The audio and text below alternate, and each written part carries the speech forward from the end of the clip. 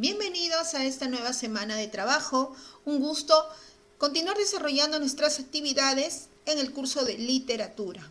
En esta oportunidad analizaremos lo referido a la generación del 70, sus más destacados representantes, esto es, en el ámbito de la narrativa. La narrativa y la poesía peruanas de fines de la década de los 60 no tuvieron tanto un carácter generacional como ideológico. La literatura era vista como un medio, es decir, un instrumento para crear conciencia de clase. En el Perú, la mayoría de intelectuales ansiaban una revolución marxista que rompiera el viejo orden oligárquico y feudal. En este tiempo de intenso compromiso social, al escritor le quedaba poco espacio para el compromiso con su propia obra. Es en estos tiempos que surge el grupo Narración, influido por el maoísmo y liderado por Miguel Gutiérrez y Osvaldo Reynoso, representantes, como nosotros vimos, de la generación del 50. A estos escritores se sumaron Antonio Gálvez Ronceros y Augusto Higa, quienes editaron una revista con el mismo nombre, es decir, la revista Narración, aunque ellos pues tenían pensado llamarlo Agua, como el nombre de la obra de José María Arguedas. Aquí vamos a sumar más representantes. Vamos a ver también al señor Alfredo Bryce Echenique, uno de sus eximios representantes pues de esta literatura, de este género. Las primeras expresiones con características propias de lo que nosotros vamos a denominar generación del 70, agrupación de escritores con características comunes, la misma vocación, surgió pues a fines de los 60 con un notable desarrollo de la poesía. Esto hay que aclarar, la generación del 60 estuvo bastante marcada en el ámbito poético, en el que experimentaron pues el coloquialismo popular, así como la ruptura con la tradición literaria peruana anterior a ella y su radicalismo ideológico de izquierda. También podemos destacar pues que esta generación tuvo a bien retomar los experimentos dadaístas, una tendencia vanguardista. Entonces estamos hablando pues de poetas neo-vanguardistas. Publicaron muchas de sus obras en revistas que ellos como agrupación crearon. En este caso vamos a ver Estación Reunida,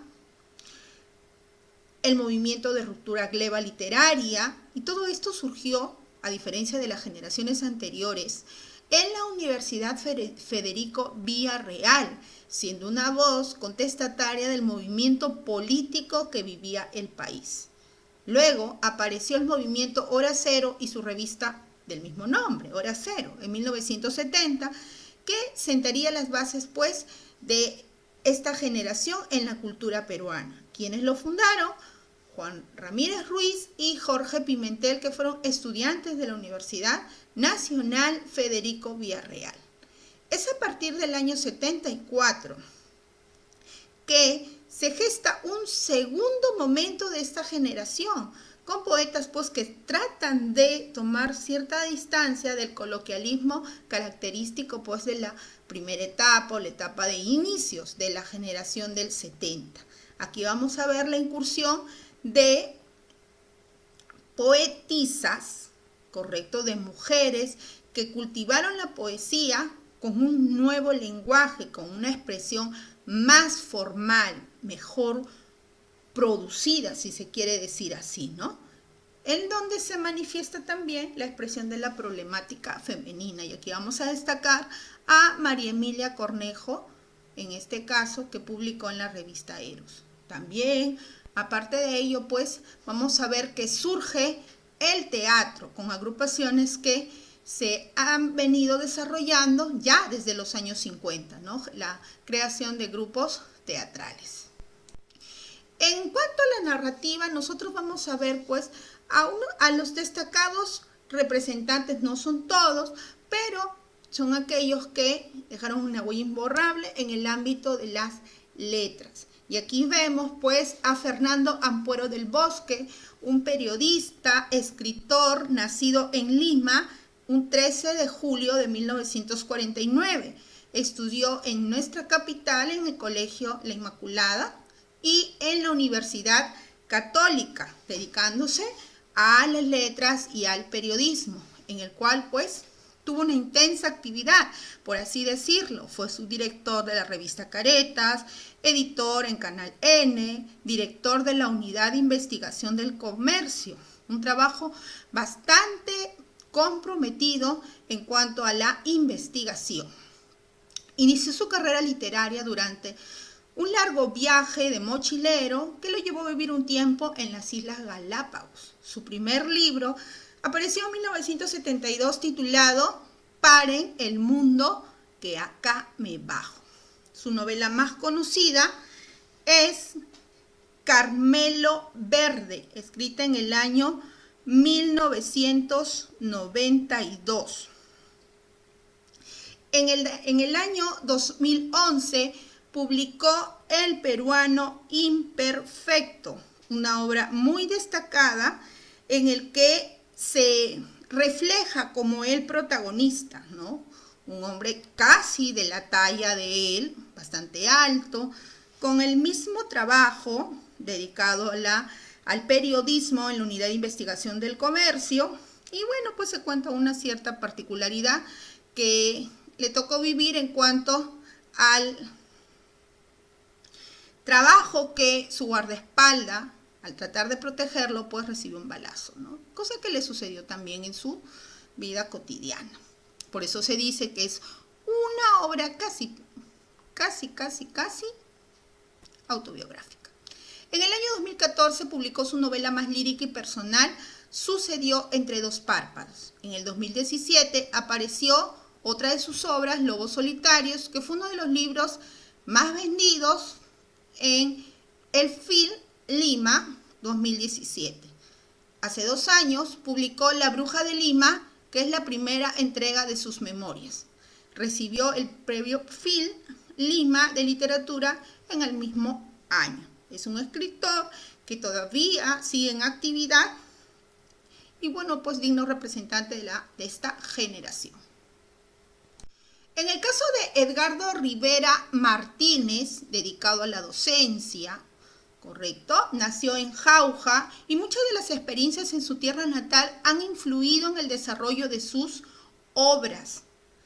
Estudió en Jauja, en este caso primaria y secundaria, y a partir de 1952 en la Universidad Nacional Mayor de San Marcos, literatura. Ganó una beca que lo llevó a estudiar pues en la Universidad de París, en la Universidad La Sorbona y también en Perugia, en Italia. Fue catedrático de la Universidad Nacional del Centro, con sede en Huancayo, y de la Universidad Nacional Mayor de San Marcos. Su trayectoria literaria inició con un libro de cuentos ambientados en el mundo andino, cuyo nombre es El Unicornio. Esto fue en 1963. Ha ejercido en importantes medios escritos el periodismo de opinión. Acordémonos que Ampuero hizo el periodismo de investigación, ¿no? En 1986 apareció el cuento Ángel de Ocongate, ganador del premio Cuento de 1000 Palabras de la revista Careta. Su primera novela, País de Jauja, tuvo su primera edición en 1993 y fue finalista del Premio Internacional Rómulo Gallegos. Desde el 2000 fue miembro de la Academia Peruana de la Lengua. En el 2012 recibió el premio Casa de la Literatura Peruana en función a su trayectoria. Ganó además el Premio Nacional de Cultura en el año 2013. En Edgardo Rivera Martínez podemos destacar una comprensión integral de la identidad peruana. Sus cuentos, sus relatos, sus novelas transitan entre lo real y lo fantástico. Es dueño de una fantasía que poetiza la realidad. Bastante influencia de su tierra natal, Jauja. Antonio Gálvez Ronceros, escritor y profesor peruano nacido en Chincha en 1932. Parte de su infancia también ha influido en sus obras.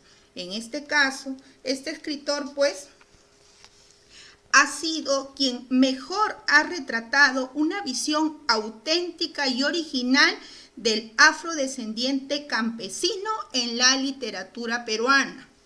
Realizó sus estudios primarios y secundarios en Chincha y sus estudios superiores en cuanto a la docencia en la Cantuta y el periodismo en la Universidad Nacional Mayor de San Marcos. Ejerció la docencia en su alma mater, en la Pontificia Universidad Católica del Perú y en la Universidad Nacional Agraria de La Molina, dedicándose generalmente en el ámbito de la lengua, ¿no? Lengua española. Durante su etapa como periodista trabajó como redactor en periódicos como el Diario Oficial El Peruano y La República. Descubrió su gusto por narrar en la Cantuta de la mano de Abelardo Kendo, quien finalmente lo alentó para publicar en 1956 su primer cuento, De perros. En 1962 publicó su primer libro de cuentos, Los Ermitaños. En el 75, Monólogo de las Tinieblas, su más célebre y conocido libro. Recibió en el año 2002 el premio Casa de la Literatura Peruana, una distinción como profesor emérito en la Universidad Nacional Mayor de San Marcos, esto realizado en el año 2015. Su último libro, Perro con Poeta en la Taberna. Es considerado como uno de los más grandes cuentistas y narradores por haber abierto y descubierto una nueva vertiente nunca antes explorada, los afrodescendientes campesinos. Y por último veremos a Alfredo Bryce Echenique, escritor peruano nacido en Lima en el año 1939, de una familia pudiente. Se desarrolló en el seno de una familia de banqueros. No tuvo ciertos aprietos económicos hasta que su padre tuvo que afrontar el cierre de una de sus empresas donde él era el director, ¿no? Cursó sus estudios primarios en el Inmaculado Corazón y secundarios en el Santa María Marianista, del cual fue trasladado por ciertos problemas que hubieron, por lo que terminó sus estudios en un internado británico en Lima, el San Pablo. Estudió Derecho para complacer a sus padres, pero su vocación siempre fue la literatura. Esto lo desarrolló en la Universidad Nacional Mayor de San Marcos también. En 1964 se trasladó a Europa y residió en Francia. Desde 1984 hasta el 2010 radicó en España, con ciertas temporalidades acá en nuestro país. Considera que los 4 temas principales en sus obras son el amor, la soledad, la enfermedad, en este caso la depresión, y la felicidad. Ha trabajado como profesor en varias universidades y ha dado conferencias y ponencias en congresos de escritores en muchos lugares del planeta. A fines de 1962 inició una serie de colaboraciones en la revista Oiga, que fue cerrado pues durante el gobierno de Alberto Fujimori.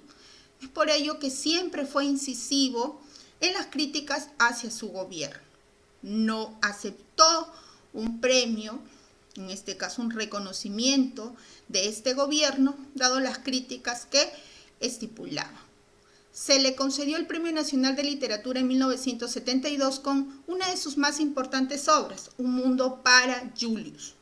Su resolución a decir las cosas como son le mereció ser llamado el niño terrible o Julius, como el personaje pues de esta novela.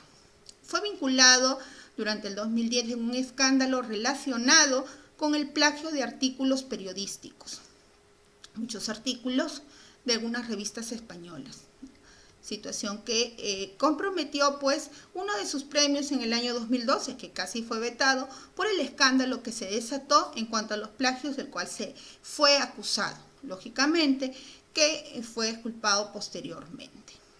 Analizaremos lo concerniente a Un mundo para Julius en la videoconferencia. Muchas gracias.